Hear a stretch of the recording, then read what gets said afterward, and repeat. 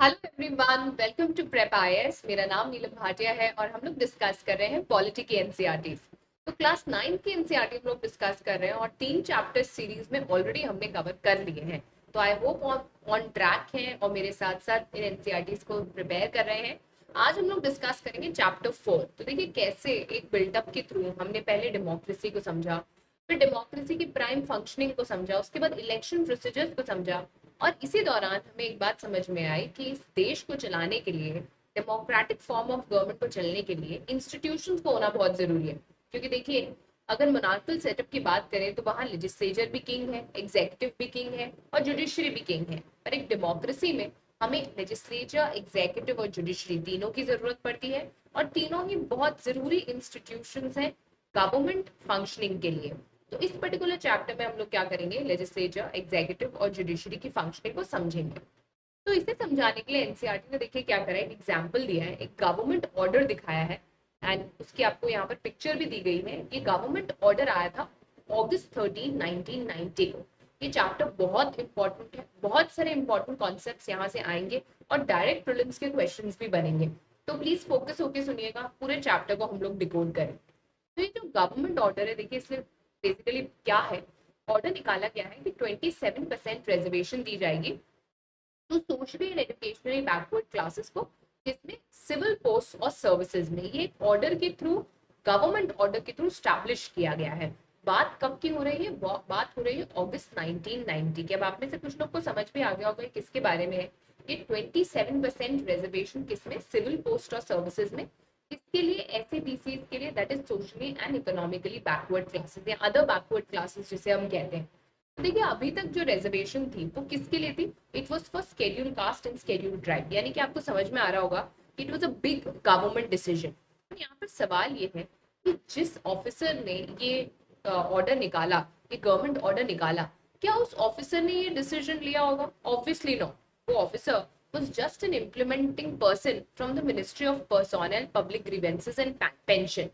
But obviously ये decision एक लंबे सीरीज के थ्रू आया होगा और उसी सीरीज के थ्रू हमें एनसीईआरटी कुछ इंपॉर्टेंट बातें समझाना चाहती है। बट बिफोर दैट एनसीईआरटी ने कुछ मेन पॉइंट्स क्लियर कर दिए हैं। जैसे प्रेसिडेंट जो है वो भारत में हेड ऑफ द स्टेट है, ये याद रखिएगा। अगर आप बेसिक से तैयारी, I mean if you are a fresher, is a very important point for you. President is the head of the state और वो भारत की हाईएस्ट फॉर्मल अथॉरिटी है।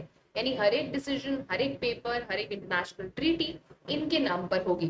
वही हेड ऑफ द गवर्नमेंट कौन है, प्राइम मिनिस्टर है। और एक्चुअल में सारे के सारे गवर्नमेंट के पावर्स किसके पास होते हैं, प्राइम मिनिस्टर के पास होते हैं। तो president is the head of the state, only a ceremonial head. Prime minister is the real head of the government. अब पार्लियामेंट में देखिए क्या क्या आता है। पार्लियामेंट में आप क्या आते हैं, दो houses, that is Lok Sabha, Rajya Sabha and also president. Please ये बात मत भूलिएगा, प्रीलिम्स का क्वेश्चन है ये। President is a part of parliament. Why? क्योंकि देखिए कोई भी बिल तब तक एक्ट नहीं बन सकता जब तक उसे दोनों हाउस की मंजूरी के साथ साथ प्रेसिडेंट का सिग्नेचर नहीं मिल जाता।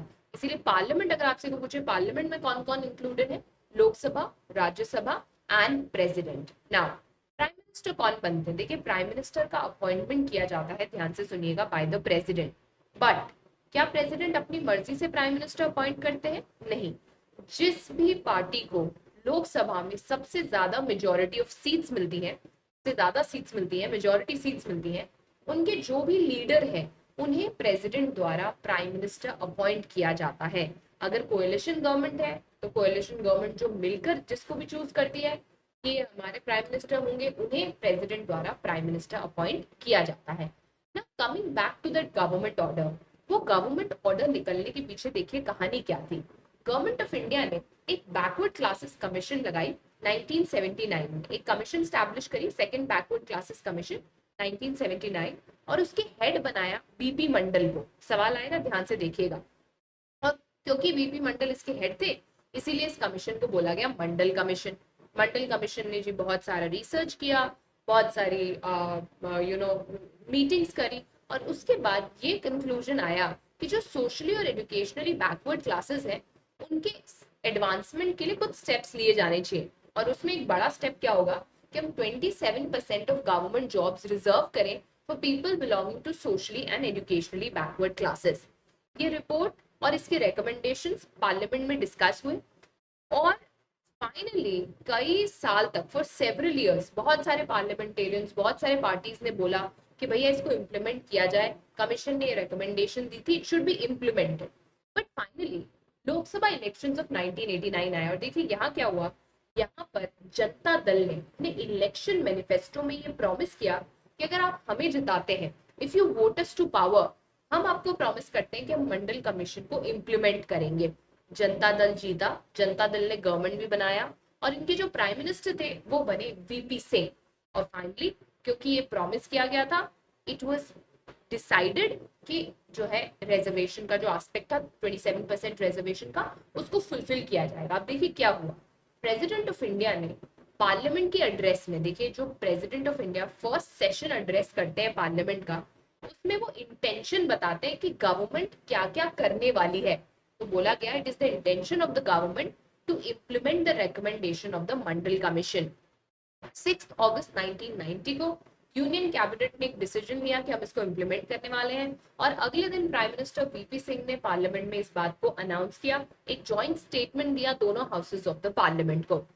इस डिसीजन को फिर भेजा गया department of personnel and training.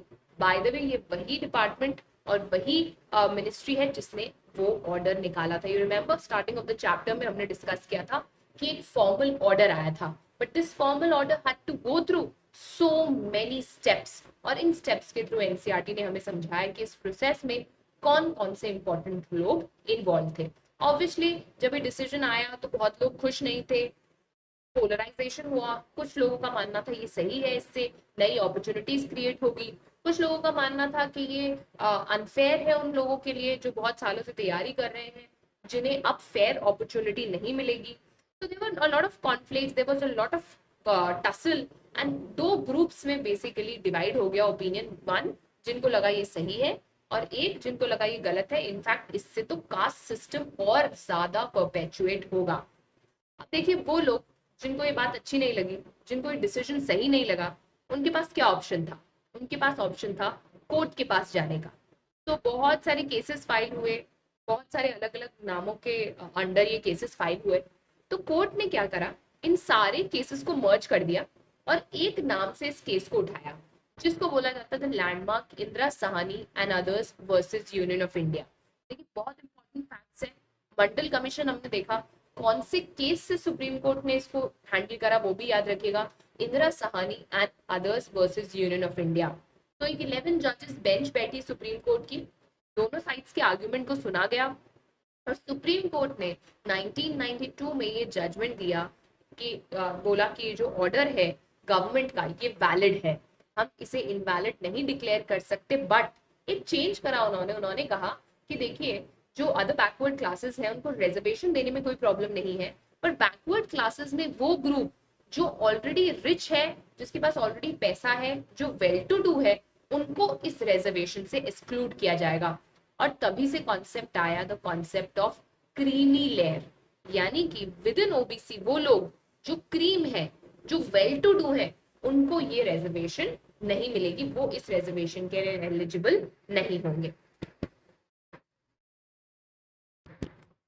देखिए आगे एनसीईआरटी हमसे सवाल करती है कि इन पॉलिटिकल इंस्टीट्यूशंस के आगे आखिर जरूरत क्या है। तो देखिए एक कंट्री में बहुत सारे काम करने होते हैं, एजुकेशन, हेल्थ, टैक्सेस कलेक्ट करना, पैसे कैसे स्पेंड होंगे, डिफेंस का कैसे ध्यान रखा जाएगा, और इन सब कामों को करने के लिए किसी को तो डिसीजन लेना पड़ेगा, किसी को डिसीजन इम्प्लीमेंट करना पड़ेगा, और अगर कोई डिस्प्यूट हो जाता है तो उस पर चेक भी रखना पड़ेगा।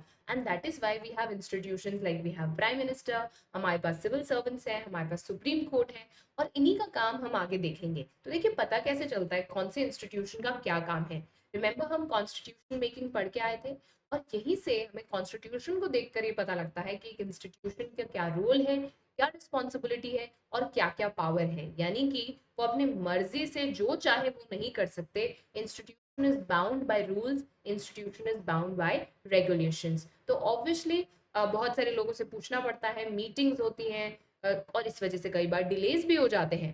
बट हमें ये समझना पड़ेगा कि डिलेज एक डेमोक्रेसी के लिए इम्पोर्टेंट है, क्योंकि इससे इंश्योर होता है कि सही डिसीजंस लिए जाएं, जल्दबाजी में कहीं गलत डिसीजंस ना आ जाएं। तो हम लोग क्या करते हैं, अब इन इंस्टीट्यूशंस को पढ़ेंगे and this going to be very important, ध्यान से सुनिएगा और समझिएगा। तो सबसे पहले बात करते हैं पार्लियामेंट की। यू रिमेंबर जो अभी हमें एग्जाम्पल दिया गया था मंडल ऑर्डर का, मंडल कमीशन की रिपोर्ट और फिर उसके बाद ऑर्डर का, हमने देखा वहां बार बार पार्लियामेंट आया। For example, report was discussed in the parliament, the president talked about it in the parliament, the prime minister made a decision to and made a statement to the parliament. अब obviously ये जो decision है वो directly parliament में नहीं लिया था, लेकिन पार्लियामेंट्री डिस्कशन में वो रिपोर्ट आई और कहीं ना कहीं उस डिसीजन में पार्लियामेंट का एक बहुत बड़ा हाथ था। अगर याद करिए, बार बार पार्टीज, बार बार पार्लियामेंटेरियंस ये दबाव नहीं बनाते कि मंडल कमीशन की रिकमेंडेशन को इम्प्लीमेंट किया जाए, तो वो गवर्नमेंट पार्टी कभी भी ये प्रॉमिस या कभी भी इसे अपने इलेक्शन मैनिफेस्टो में नहीं डालती। और अगर पार्लियामेंट इसके फेवर में नहीं होती तो हो सकता है कभी पास भी नहीं होता। अगर पार्लियामेंट फेवर में नहीं होती, मेजोरिटी इसके फेवर में नहीं होते, तो नो कॉन्फिडेंस मोशन लेकर आ जाते। यानी कहने का मतलब ये है कि इस पूरे डिसीजन में पार्लियामेंट का एक बहुत इंपॉर्टेंट रोल था। देखिए, दुनिया भर में अलग अलग डेमोक्रेसीज में पार्लियामेंट को अलग अलग नाम से जाना जाता है। हमारे यहाँ पर the two houses are together known as parliament. State level पे हम उनको लेजिस्लेटिव असेंबली कहते हैं। लेजिस्लेचर का नाम अलग अलग जगह पर अलग अलग हो सकता है, हम इसे संसद या फिर पार्लियामेंट कहते हैं। नाम अलग अलग हो सकता है, but at the end of the day सबके काम एक जैसे हैं। तो देखते हैं वो काम क्या है और क्या है पार्लियामेंट की पावर। सबसे इंपॉर्टेंट बात, parliament is the final authority for making laws. अब आप कहेंगे मैम बार बार लॉज बनाने की जरूरत पड़ती है? समय के साथ साथ, समय के बदलाव के साथ साथ हमें अमेंडमेंट्स भी लाने पड़ते हैं, नए लॉज भी लाने पड़ते हैं। और इन लॉज को लाने में सबसे बड़ा हाथ किसका है? लेजिस्लेचर का। सेंटर में पार्लियामेंट और स्टेट में लेजिस्लेटिव असेंबली। पूरी वर्ल्ड में ये ऐसे ही होता है। Parliaments all over the world can make new laws. Existing laws को बदल भी सकते हैं, पुराने लॉज को खत्म भी कर सकते हैं और उनकी जगह पे नए लॉज भी लेकर आ सकते हैं। अनदर इम्पॉर्टेंट पॉइंट, पार्लियामेंट सरकार चला रहे नुमाइंदों पर कंट्रोल रखते हैं। इसको समझिएगा कैसे। फॉर एग्जाम्पल, इंडिया में we have a parliament and then we have an executive. तो देखिए, prime minister for example is a part of parliament also and is a part of executive also. तो अब ये जो एग्जीक्यूटिव है, ये जो भी डिसीजन लेते हैं उसके लिए ये पार्लियामेंट में आंसरेबल है। फॉर एग्जाम्पल, प्राइम मिनिस्टर ने डिमोनेटाइजेशन किया, तो ऐसा नहीं है कि उन्होंने पर्सनल डिसीजन ले लिया and it was never discussed in parliament. उससे रिलेटेड कई सारे सवाल उन्हें पार्लियामेंट में जवाब देने पड़े। तो what I am trying to tell you here is, इन कुछ मैकेनिज्म्स के थ्रू पार्लियामेंट एग्जीक्यूटिव के ऊपर कंट्रोल भी रखता है। This is a very important part of parliamentary democracy. Parliamentary form of government, याद रखिएगा, का एक सबसे बड़ा फीचर यही है दैट, ध्यान से सुनिए, executive is responsible to the legislature. यानी जो आपकी कैबिनेट मिनिस्टर्स हैं, आपके जो प्राइम मिनिस्टर हैं, वो जो भी फैसले लेते हैं उसके लिए वो पार्लियामेंट में जवाबदेह हैं। वहां पर उनसे सवाल भी किए जा सकते हैं और उनको जवाब भी देने पड़ेंगे। मनी की अगर हम बात करें तो एक पैसा भी बिना पार्लियामेंट के अप्रूवल के नेशनल एक्सचेकर से खर्च नहीं किया जा सकता। पब्लिक मनी किसकी परमिशन से यूज होता है? With the permission of the parliament. So law making, executive पे कंट्रोल रखना, मनी का कैसे इस्तेमाल होगा ये डायरेक्ट करना किसका काम है? पार्लियामेंट का। एंड फाइनली, इंडिया का जो सबसे बड़ा डिस्कशन फोरम है वो चाय की थड़ी नहीं है, वो पार्लियामेंट है। It is the highest forum of discussion and debate. कोई भी पॉलिसी मैटर होगा, कोई भी नेशनल इशू होगा, आप देखेंगे उस पर सबसे बड़ी डिबेट और सबसे खास डिबेट कहाँ पर होती है? पार्लियामेंट। नाउ, हमारे पास कितने हाउसेज हैं? तो देखिए, इंडिया में बाय कैमरल लेजिस्लेचर है। Now what do you mean by bicameral? Bicameral का यहाँ पर मतलब है हमारे पास दो हाउसेज है, one Lok Sabha and one Rajya Sabha. Lok Sabha को हम हाउस ऑफ पीपल भी कहते हैं और राज्यसभा को हम काउंसिल ऑफ स्टेट्स भी कहते हैं। तो in British terminology, council of states या राज्यसभा को अपर हाउस कहा जाता है और हाउस ऑफ पीपल या लोकसभा को लोअर हाउस कहा जाता है। बट डोंट गेट बॉक्ड अवे, ये मत सोचिएगा कि सिंस वो अपर हाउस है तो राज्यसभा ज्यादा पावरफुल होगा और लोकसभा लोअर हाउस है तो वो कम पावरफुल होगा। ये सिर्फ एक पुराना तरीका है। It is not a language that is used in our constitution and definitely it is not true that Rajya Sabha is more powerful than Lok Sabha. ऐसा नहीं है। अब कुछ बातें समझते हैं। देखिए, जो ऑर्डिनरी लॉ है सिर्फ दोनों हाउसेस से पास होना पड़ता है। लेकिन सपोज करें दोनों हाउसेस के बीच में किसी बात को लेकर डिफरेंस आ गया है। लॉ बहुत ही सरल है, it has to be passed by Lok Sabha and Rajya Sabha, but किसी रीजन से लोकसभा और राज्यसभा से ये पास नहीं हो रहा। तो इस केस में देखिए क्या होगा, एक जॉइंट सेशन बुलाया जाएगा। बाय द वे मुझे कमेंट बॉक्स में बताइएगा कि अगर लोकसभा और राज्यसभा का जॉइंट सेशन बुलाना है तो उसे कहाँ पर बुलाएंगे, where would the joint session be held, यानी कि लोग बैठेंगे कहाँ पर, राइट। तो ऑब्वियसली अगर मतभेद है तो जॉइंट सिटिंग बुलाई जाएगी। अब मुझे बताइए, in Lok Sabha there are 500 plus members and in Rajya Sabha there are 250 plus members. तो मुझे बताइए जब दोनों साथ आएंगे तो किसकी बात डोमिनेट करेगी? ऑब्वियसली लोकसभा का व्यू डोमिनेट करेगा, सिंपली बिकॉज लोकसभा के पास ज्यादा मेंबर्स हैं। लेट्स सिंप्लीफाइड, कॉम्प्लिकेट करने की जरूरत नहीं है। लोकसभा के पास इसीलिए भी ज्यादा पावर्स है क्योंकि वो मनी मैटर्स में बहुत पावरफुल है। देखिए, जो मनी बिल होते हैं उसमें राज्यसभा के पास बहुत ही लिमिटेड पावर होता है। लिमिटेड क्यों कह रही हूँ?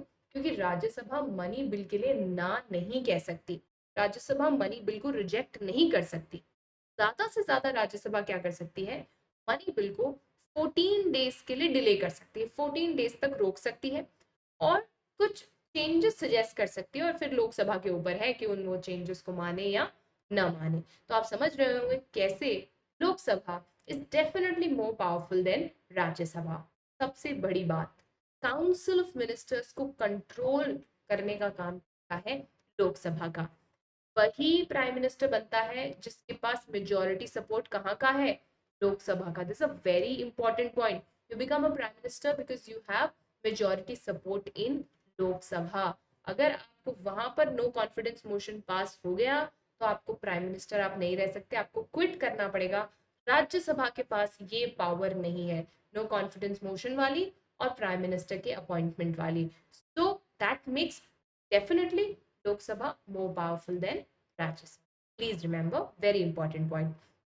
राज्यसभा की भी कुछ स्पेशल पावर्स हैं जिनको आप आगे चैप्टर्स में पढ़ेंगे, आगे एनसीईआरटीज में पढ़ेंगे, बट अभी के लिए याद रखिएगा that Lok Sabha is more powerful then Rajya Sabha. तो अब बात करते हैं एग्जीक्यूटिव की।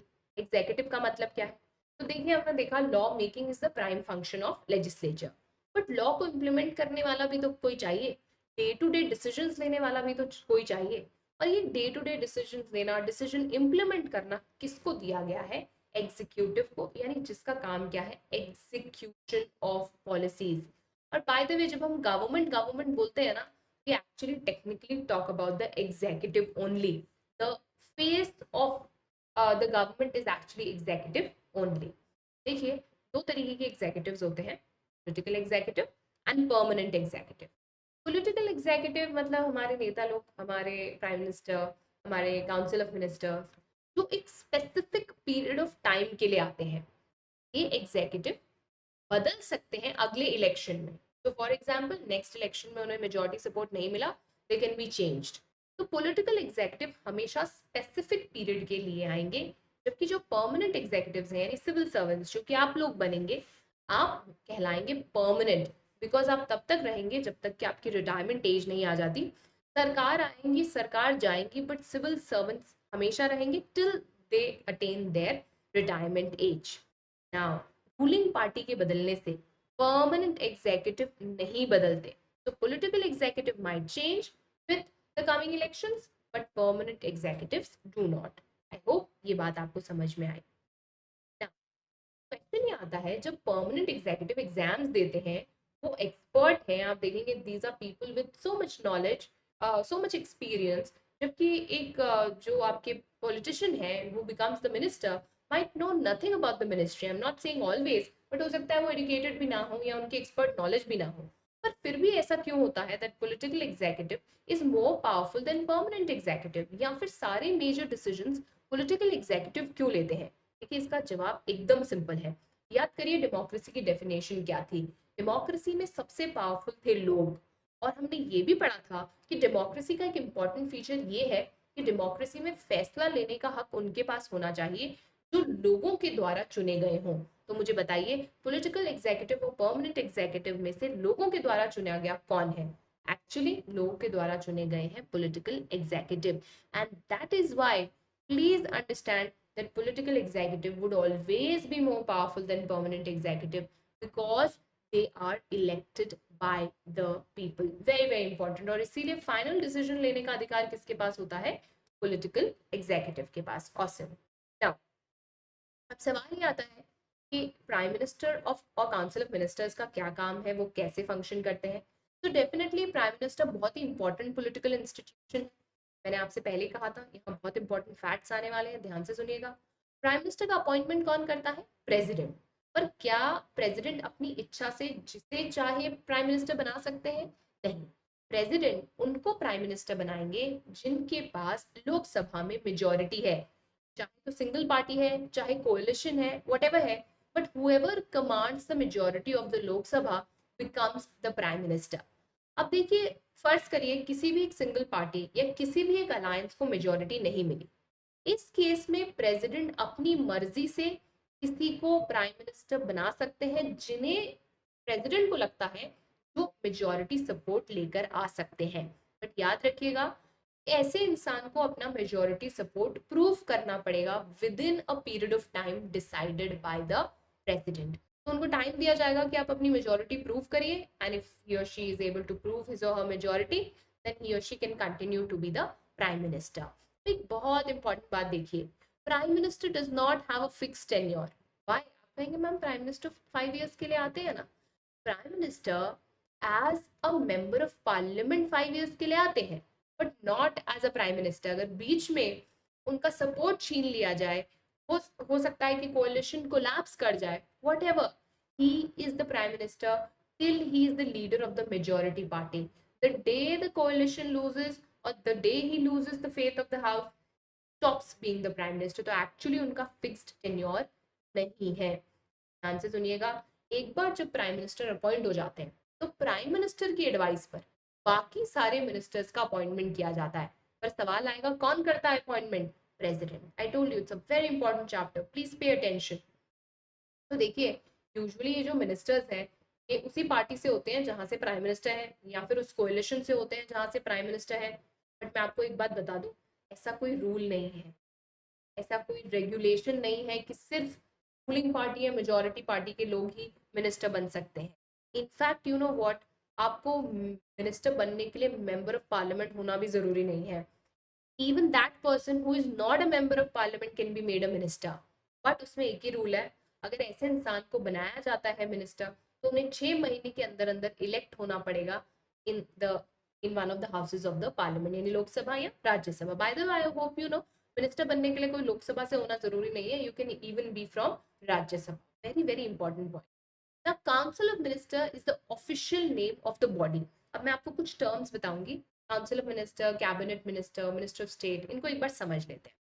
देखिए, काउंसिल ऑफ मिनिस्टर एक बड़ी बॉडी है which includes all the ministers, which might be around 60 to 80 ministers, जिनको अलग अलग डिपार्टमेंट्स मिले होते हैं।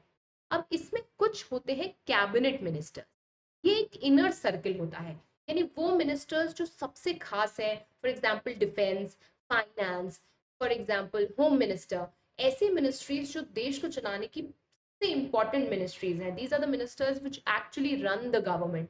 तो ऐसे कुछ 25-30 ministers, 20 to 25 ministers which are core in the functioning of the government are called as the cabinet minister. तो ऐसा समझ लीजिए, काउंसिल एक बड़ा सर्कल है और उसमें से एक छोटा सर्कल है कैबिनेट मिनिस्टर, जो प्राइम इंपॉर्टेंस के मिनिस्टर्स हैं।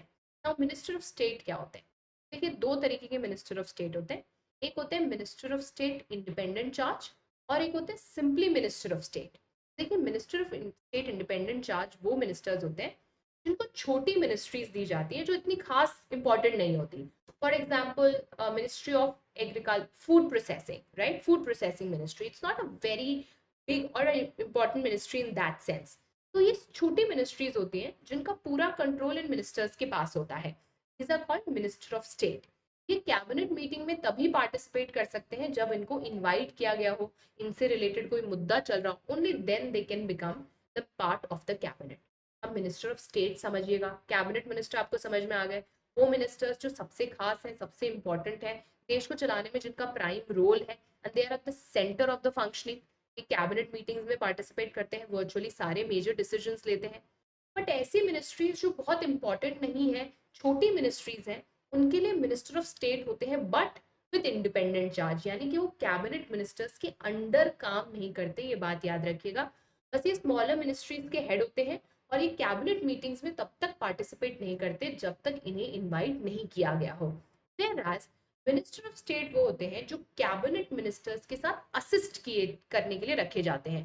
फॉर एग्जाम्पल एक मिनिस्ट्री है, मिनिस्ट्री ऑफ फाइनेंस, उसके अंदर कोई एक छोटा डिपार्टमेंट है, उसका हेड बनाया गया है किसी को, तो वो कहलाएंगे मिनिस्टर ऑफ स्टेट। तो एक बड़ी कैबिनेट मिनिस्ट्री में, एक बड़ी मिनिस्ट्री में कैबिनेट मिनिस्टर के साथ एक मिनिस्टर को सब जब अटैच किया जाता है, एक छोटा रोल दिया जाता है, तब उन्हें कहा जाता है minister of state.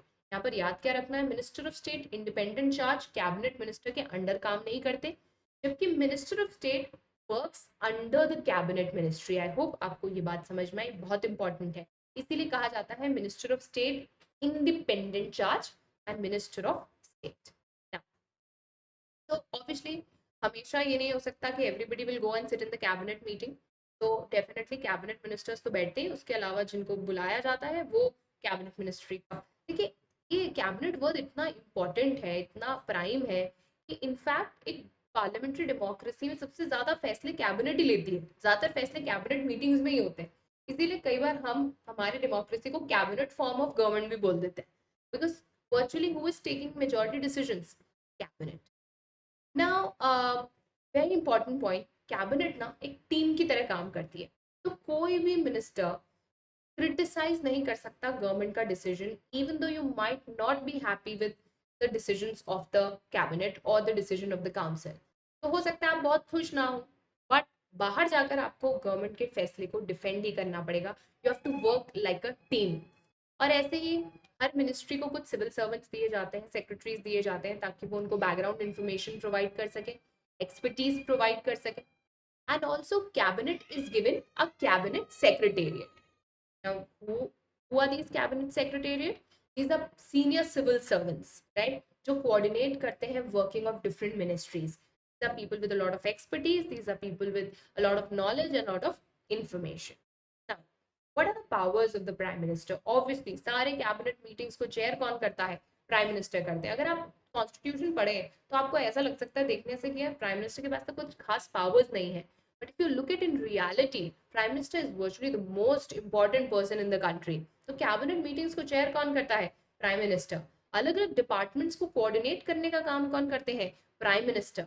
Different ministries पर नजर कौन रखते हैं? Prime minister. अगर कोई डिसएग्रीमेंट आ जाता है दो मिनिस्ट्रीज के बीच में, उनको सॉल्व कौन करते हैं? Prime minister. वर्चुअली सारे मिनिस्टर्स किन की लीडरशिप में काम करते हैं? Prime minister. काम का डिस्ट्रीब्यूशन, वर्क कैसे एलोकेट होगा, कौन क्या करेगा, किसी मिनिस्टर को डिसमिस करना, सारे के सारे फैसले प्राइम मिनिस्टर लेते हैं। That is why prime minister is actually the most important person in the country. इसीलिए कई बार हम बोल भी देते हैं prime ministerial form of government. Why?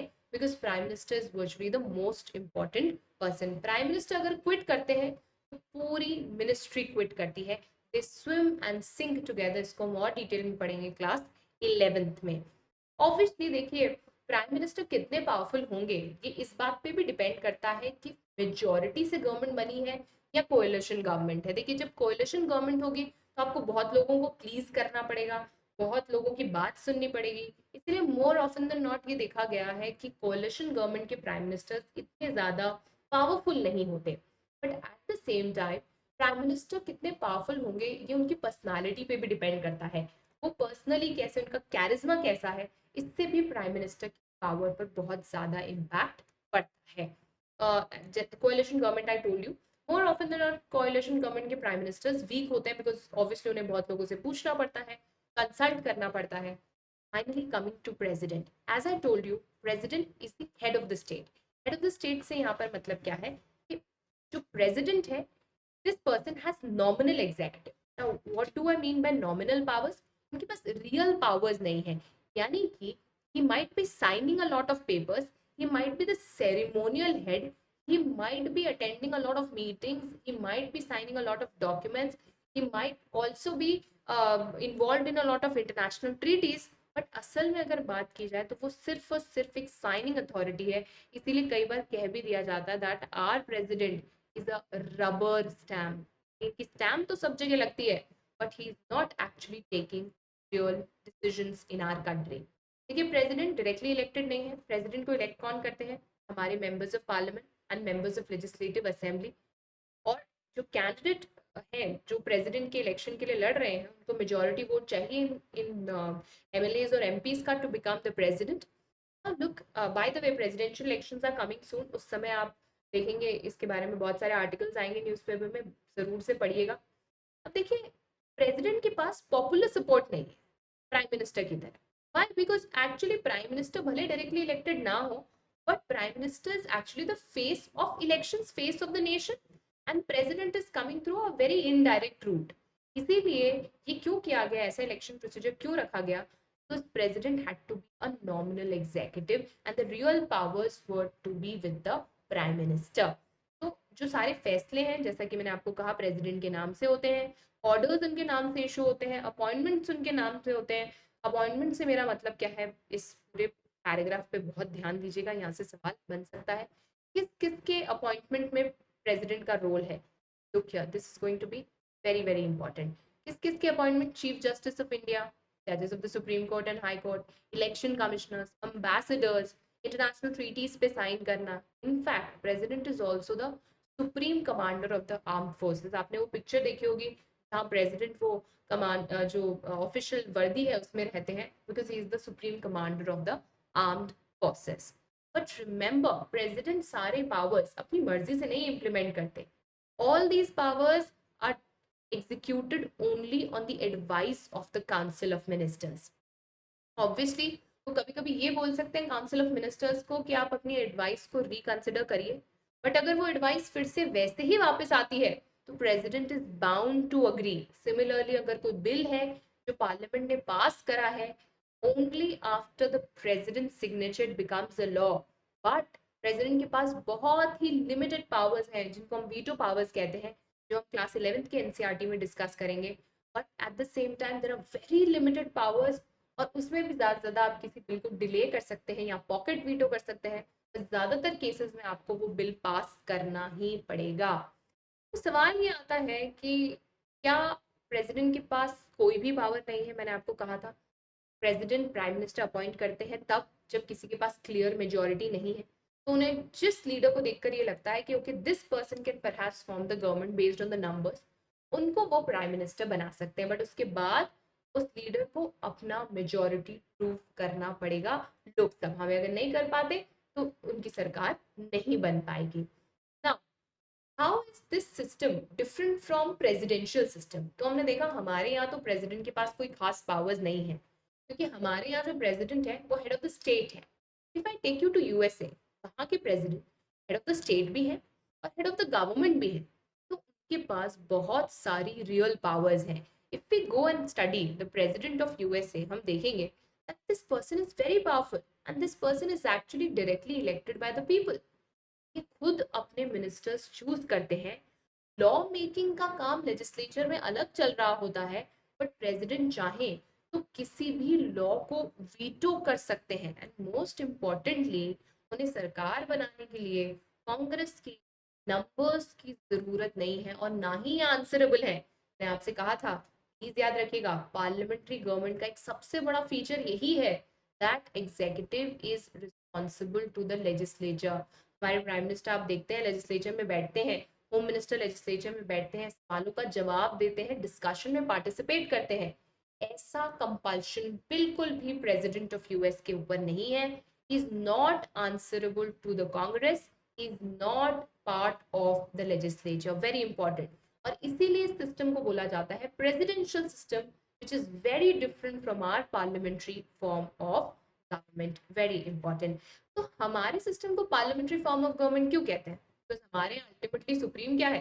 Parliament. That is why we call our system as parliamentary form of government. I hope आपको इन दोनों में डिफरेंस समझ में आया।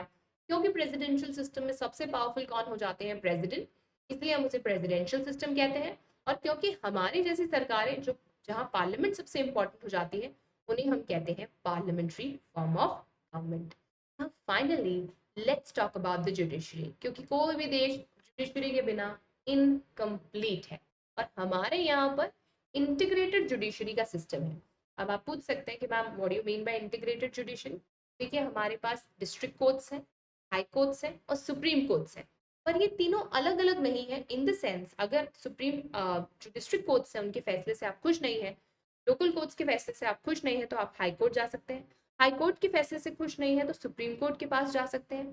सुप्रीम कोर्ट, हाई कोर्ट और डिस्ट्रिक्ट कोर्ट्स को रेगुलेट और मॉनिटर भी करते हैं, यानी ये एक दूसरे से जुड़े हुए हैं। इसीलिए हम कहते हैं that India has a integrated, जुड़ी हुई integrated judiciary. It means that supreme court actually controls the judicial administration of the country. तो काम क्या है देखिए, अगर सिटीजन्स के बीच में लड़ाई हो जाए, सिटीजन और गवर्नमेंट के बीच में कोई डिस्प्यूट हो जाए, तो स्टेट गवर्नमेंट्स के बीच में कोई डिस्प्यूट हो जाए, या स्टेट गवर्नमेंट और यूनियन गवर्नमेंट के बीच में कोई डिस्प्यूट हो जाए, इन सभी का फैसला हमारी जुडिशरी करती है। It is very important. और हाईएस्ट कोर्ट ऑफ अपील क्या है हमारी? Supreme court. This is very very important. Independence of judiciary के बारे में भी बात कर लेते हैं। इंटीग्रेटेड जुडिशरी तो हमने समझ ली, इंडिपेंडेंट जुडिशरी क्या होती है? इंडिपेंडेंट जुडिशरी का मतलब है एक ऐसी जुडिशरी जो ना तो लेजिस्लेचर के कंट्रोल से चलती है, ना ही एग्जीक्यूटिव के कंट्रोल से चलती है। तो लेजिस्लेचर जो बताएगा या एग्जीक्यूटिव जो बताएगा वो जुडिशरी नहीं करेगी, ये होना बहुत जरूरी है। कि सोचिए, अगर जुडिशरी लेजिस्लेचर या एग्जीक्यूटिव के कंट्रोल में होगी तो वो क्या फ्री तरीके से, फेयर तरीके से फैसले ले पाएगी? बिल्कुल नहीं। इसीलिए हम देखते हैं जो जजेस हैं सुप्रीम कोर्ट के और हाई कोर्ट के, उनका अपॉइंटमेंट प्रेसिडेंट करते हैं। तो यहाँ पर आप पूछ सकते हैं कि प्रेसिडेंट अपनी इच्छा से करते हैं? नहीं, प्रेसिडेंट करते हैं इनका appointment on the advice of prime minister, but prime minister has to consult the chief justice of the supreme court. Now please understand, इसका एक्चुअली मतलब ये है जो सीनियर जजेस हैं सुप्रीम कोर्ट के, वो नए जजेस ऑफ द सुप्रीम कोर्ट को और नए जजेस ऑफ द हाई कोर्ट को चूज करते हैं। तो इसमें पॉलिटिकल एग्जीक्यूटिव बहुत ज्यादा इंटरफेयर नहीं करते। तो सुनने में आपको लग रहा है कि प्राइम मिनिस्टर इसमें बहुत बड़ा रोल प्ले करते होंगे, but it is actually the chief justice and the senior most जजेस ऑफ द सुप्रीम कोर्ट जो ये फैसला लेते हैं। और इसमें भी सीनियोरिटी बहुत इंपॉर्टेंट होती है कि जो भी सीनियर मोस्ट जज ऑफ द सुप्रीम कोर्ट होते हैं उन्हें यूजुअली चीफ जस्टिस बनाया जाता है।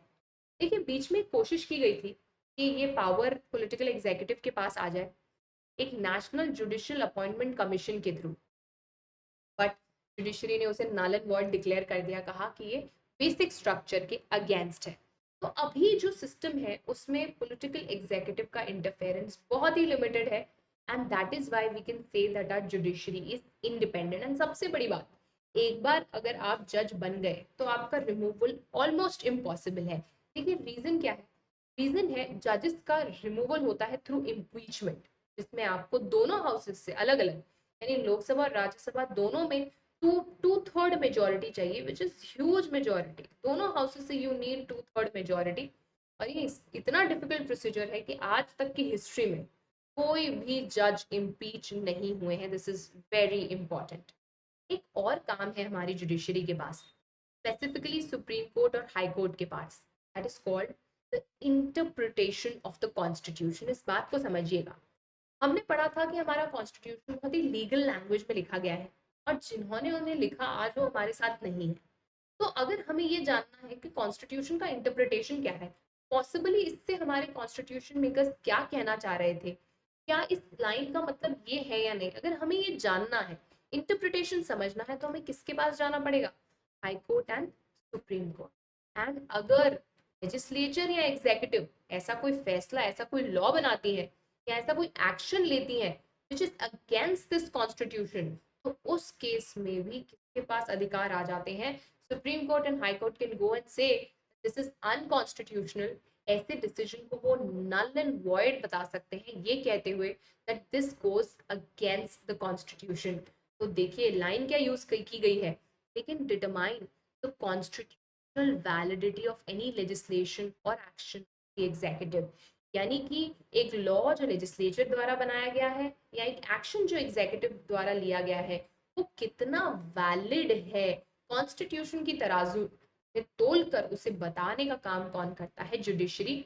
और इस प्रोसीजर को बोला जाता है जुडिशियल रिव्यू। यानी कि आप क्या कर रहे हो? जुडिशरी की नजरों से रिव्यू कर रहे हो और ये बता रहे हो क्या ये कॉन्स्टिट्यूशन की तराजू पे सही है ये नहीं है। और इसी के लिए एक डॉक्ट्राइन आई थी जिसको बोला गया था the basic structure doctrine, Kesavananda Bharati case, जिसमें बोला गया कि अगर कोई लॉ, अगर कोई एक्शन कॉन्स्टिट्यूशन के बेसिक स्ट्रक्चर को वायलेट कर रहा है, बेसिक स्ट्रक्चर मतलब वो कोर वैल्यूज, वो कोर बिलीव्स, वो कोर आइडियाज जिसमें कॉन्स्टिट्यूशन रचा बसा गया है, अगर आप उनको वायलेट कर रहे हैं तो आपके लेजिस्लेचर या लेजिस्लेटिव एक्शन या फिर एग्जीक्यूटिव एक्शन को नल एंड वॉइड डिक्लेयर कर दिया जाएगा। Also judiciary is the guardian of our fundamental rights. तो हम पढ़ के आए थे हमारा कॉन्स्टिट्यूशन हमें कुछ इंपॉर्टेंट फंडामेंटल राइट्स देता है, यानी वो राइट्स जो सिटीजन के एग्जिस्टेंस के लिए प्राइम इंपॉर्टेंस के हैं। अगर कोई गवर्नमेंट हमसे ये फंडामेंटल राइट्स छीनती है, उस केस में हमारा बचाव कौन करता है? Judiciary. Again a very very important power given to judiciary. बहुत सारे की एस्पेक्ट्स पढ़िए, देखिए यहाँ पर लेजिस्लेचर के, एग्जीक्यूटिव के, जुडिशरी के, मैंने इन्हें सिंप्लीफाई करने की कोशिश करी। आई होप आपको ये समझ में आए। In case you have any questions let me know in the comment box. All the best and happy learning.